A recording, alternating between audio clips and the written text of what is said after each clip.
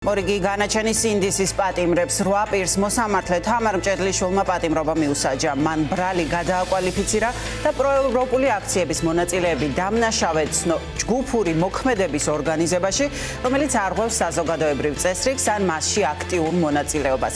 შედეგად 2 წელიწადნახევრიანი პატიმრობა მიესაჯათ ზვია ცეცხლაძეს, ვასილ კაძელაშვილსა და ვეფხია კასრაძეს. თორნიკე გოშაძეს, ნიკოლოზ ჯავახიშვილს, ინსაფ ალიევს, ირაკლი მიმინოშვილსა და გიორგი გორგაძეს კი 2 წლიანი პატიმრობა. მანამდე მათ პროკურატურა ჯგუფურ ძალადობაში მონაწილეობას ედავებოდა. გადაწყვეტილებას ხმაური მოჰყვა სასამართლოსთან, გადაწყვეტილებას ინდისის პატიმრების ოჯახის წევრებმა და სხვა მოქალაქეებმა გააპროტესტეს. გიორგი კვიჟინაძე გვერდება თბილისის საქალაქო სასამართლოდან. ლიზი ვეკუა გვერდება უკაცრავად თბილისის საქალაქო სასამართლოდან. ლიზი, რა ხდება ახლა მანდ?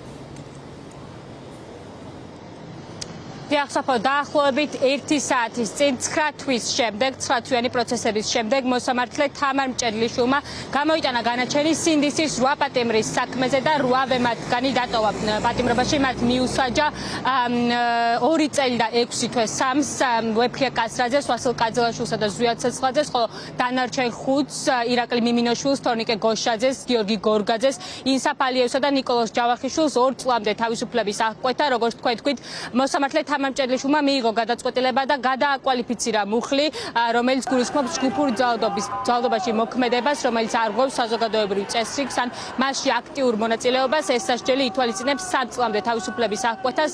მოსამართლემ 3 მათგანი გამოყო, რომელსაც ედავებოდნენ ჯგუფური ძალადობის ორგანიზებას და ისინი უფრო მეტი წლით გაუშვათ ციხეში, 2 წლითა და 6 თვით. რაც შეეხება აქ მომხდარ და განვითარებულ მოვლენებს, ინდისის პატიმრების განაჩენის გამოცხადებისთანავე ცხადია, ემოციები იყო ბევრი თბილისის საქალაქო სასამართლოს ეზოში.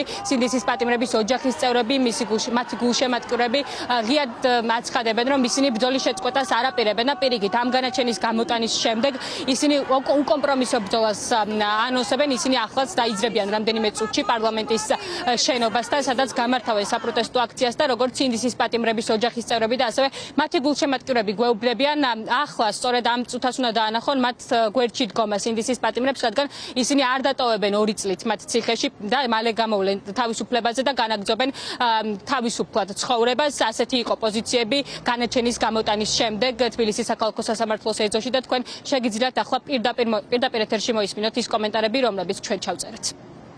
ვერ გაბედეს ბოლომდე გაშვება ბიჭების, რა უნდა უთხრას მის მაყურებელს, რა უნდა უთხრას მის მაყურებელს, აი 9 თვე ყულა ყავდა და ვერ მიუსჭიტო. ეს გააკეთეს მათი ამომრჩევლებისთვის, თორემ ბავშვები იყვნენ დასაშვები. დღევანდელი დღე არის მეტი ბრძოლისა. ამათმა მოგწეს ჩვენ იმის შანსი, რომ ვიბრძოლოთ ისე, რომ ესენი ამდენ 9 თვეა ვიბრძვით, 9 თვეა ვწვალობ და ვერ მივახციეთ მიზანს, ხო? გვაჯობეს? ვნახოთ ვინ ვის აჯობებს.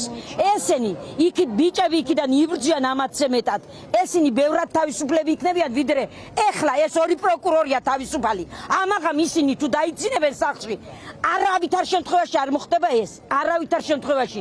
იმიტომ რომ მე შევპირდი მათ, რომ სანამ ვისაც ჩემი შვილი და ჩვენი ბიჭები იქნებიან ციხეში, დილას და საღამოს იმათ წყევლაში დავიძინებ და გავიღვიძებ. ჩვენ გადავდივართ პროტესტის ახალ ეტაპს ვიწყებთ და ეს პროტესტი არ გაჩერდება. ჩვენ ვერ ვეგუებით ამ მოსამართლობას, ან განუკითხაობას, ამ რა ვიცი გაჭირვებას, უბედურებას და აუცილებლად ჩვენ დავასრულებთ და დავამთავრებთ ამ მოსამართლობას. ჩვენ არ გავჩერდებით არც ერთი წუთით. ეს არის გამოსავალი. სხვას მე ვერაფერს ვეღარ ვხედავ. პარტიებით ყველა შემოგვიერთდნენ ერთიანი სამოქალაქო ფრონტი. რეჟიმი უნდა წავიდეს. სამართლებრივი ნონსენსი მოახდინა მოსამართლემ. ისე გადააკვალიფიცირა, რომ დატოვა როგორც ორგანიზება, დატოვა ისე ჯგუფურობა. უბრალოდ განაჩენის წლების შემცირების გზით წავიდა და ესეც გააკეთა თავის ამომრჩეველს საარჩევნოდ რომ დაუმტკიცოს რაღაც ჰუმანიზმის ნიშნები არსებობს თითქოს ამ ხელისუფლების პირობებში. უნდა დააჯეროს თითქოს მეტი გამოსავალს არ აძლევდა კანონი, რომ გამამართლებელი განაჩენი გამოსულიყო. ეს არის სრულად პოლიტიზირებული გადაწყვეტილება.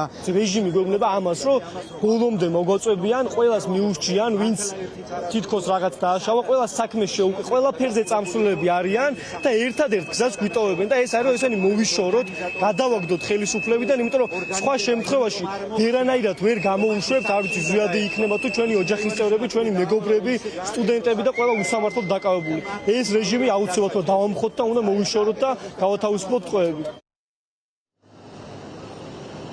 თქვენ უსმენთ სინდისის პატიმრების ოჯახის წევრებს, მათ გულშემატკივრებს, მეგობრებს და იმ ადამიანებს, რომლებიც 9 თვის განმავლობაში არაერთ პროცესზე მოდიოდნენ და თავიანთი თვალით ხედავდნენ თუ რა ხდებოდა სასამართლოს ხდომებზე. ახლა რაც შეეხება სამართლებრივ ნაწილს, ჩვენ ვესაუბრეთ უფლებადამცველებსაც, იმ ადვოკატებს, რომლებიც 9 თვის განმავლობაში ადასტურებდნენ და აკისებდნენ იმას, რომ ჯგუფური ძალადობის ორგანიზებაში არც ერთ მათგანს ბრალი არ ეკუთვნის და არ იყვნენ ისინი დამნაშავეები, როგორც უფლებადამცველები. ჩვენ დასაუბრისას აღნიშნავენ ამ 9 თვის განმავლობაში მოწმეებმა დაადასტურეს სწორედ ის, რომ არც ერთი პირი ამ 8 პირიდან არ არის დამნაშავე. პირიქით პოლიციელები იყენებდნენ მათ მიმართ არაპროპორციულ ძალას და პოლიციელები უნდა იყვნენ სამართლიანი სასამართლოს პირობებში ახლა განსასჯელის სკამზე და არა 8 პირი. სწორედ ამას ამბობენ უფლებადამცველები და იხსენებენ იმ მოწმეებს, რომლებიც ამ 9 თვის განმავლობაში წარადგინა პროკურატურამ, რომლებმაც თითქოს დაადასტურეს ის, რომ ზვიად ცეცხლაძემ, ვეფხე ყასაძემ და ვასილ კაძალაშვილმა ჯგუფური ძალადობა დააორგანიზეს და შემდეგ ამ დანარჩენმა 5 პირმა მიიღო მასში მონაწილეობა. უფლებადამცველების პოზიციით და ასევე თქმით ისინი განაგრძობენ ბრძოლას შემდეგ ინსტანციებშიც და ეს საქმე წავა ასევე სტრასბურგის სასამართლოშიც. Იგივენაირად უსამართლობა ეს გადაწყვეტილება როგორც გამომდგენებელი განაჩენის შემთხვევაში და ესეც გამომდგენებელი განაჩენია უბრალოდ გადაკვალიფიცირა და იქნებოდა იგივენაირად უსამართლობა როგორც 225 მუხლის ნაძრში გამომდგენებელის შემთხვევაში იქნებოდა პროკურატურის მიერ წარმოდგენილი რომელიმე მტკიცებულების უდგურად მიღება სრულად სამართლებრივი აბსოლუტია. საქმეზე არ არის წარმოდგენილი არანაირი პირდაპირ მტკიცებულება, არც ირიბი მტკიცებულება პრაქტიკულად, მაგრამ მოგეხსენებათ, როდესაც პოლიციელი მოწმეები მოდიოდნენ სასამართლოზე იმათმა, რომლებმაც საგამოძიებო მოქმედებები ჩაატარეს და იძახდნენ, რომ თავისი ვარაუდი ასახეს დათვალიერების ოქმებში, იმიტომ რომ ვინაიდან პოლიციელები არ ჩანდნენ ამ დათვალიერების ოქმებში, სასამართლო ფიქრობს, რომ სწორედაც მათ ჩვენებებს დაეყრდნო და შესაბამისად აღნიშნული გადაწყვეტილება გამოიტანა. მოგეხსენებათ, რომ პოლიციელი არ აქვს უფლება, რომ მსგავსი ვარაუდების საფუძველზე შექმნას, ხოლო ვარაუდი და არ შეიძლება განაჩენი დაეფუძნოს ვარაუდს. დაუნტყუნებელი განაჩენი უნდა ეფუძნებოდეს უთყვარობის სტანდარტს და მტკიცებულებები უნდა შეფასდეს უთყვარობის და კანონიერების მიხედვით, თვალთახედვით. შესაბამისად, ვერანაირი ეს მნიშვნელოვანი სტანდარტი ვერ გადალახა ამ გადაწყვეტილებამ და სწორედ ამიტომ არის ის უკანონო და დაუსაბუთებელი. ჩვენ დაცვის მხარე შევეცდებით და აუცილებლად, როდესაც ჩვენ ჩავიბარებთ დასაბუთებულ გადაწყვეტილებას, მიმართოთ ყველა სამართლებრივ საშუალებას, გამოვიყენოთ ეს მექანიზმი და გავასაჩივრებთ აღნიშნულ გადაწყვეტილებას.